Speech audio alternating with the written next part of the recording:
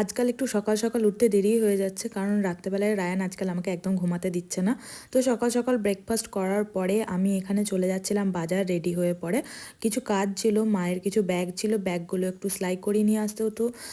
ছিঁড়ে গেছিলো বেল্টগুলো, চেন ছিঁড়ে গেছিলো, তো ওগুলো একটু সেলাই করিয়ে নিয়ে আসতাম। আর আমারও বাজারে কিছু কাজ ছিল, তাই আমি বেরিয়ে গেলাম স্কুটি নিয়ে।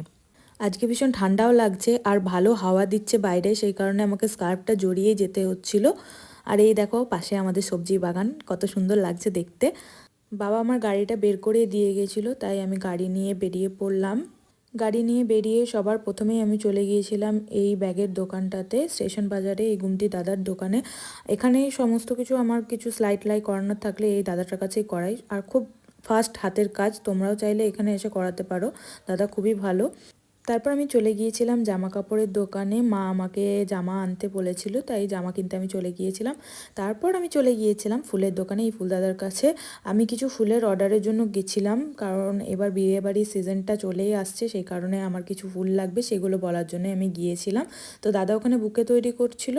তারপর আমি রীতিমতো আমার মেকআপের পেটারা নিয়ে বসে গিয়েছিলাম, কারণ ব্রাশগুলো পরিষ্কার করার ছিল। আমি প্রত্যেকবার ব্রাশ ভালো করে পরিষ্কার করে নিই। আমার আইশ্যাডো ব্রাশগুলো দেখতেই পাচ্ছ জলটা কি কালার হয়ে গেছে। বাকি ব্রাশগুলো পরিষ্কার করতে হবে। তোমাদের সঙ্গে দেখা হচ্ছে আবার নেক্সট ভিডিওতে, ততক্ষণের জন্য টাটা।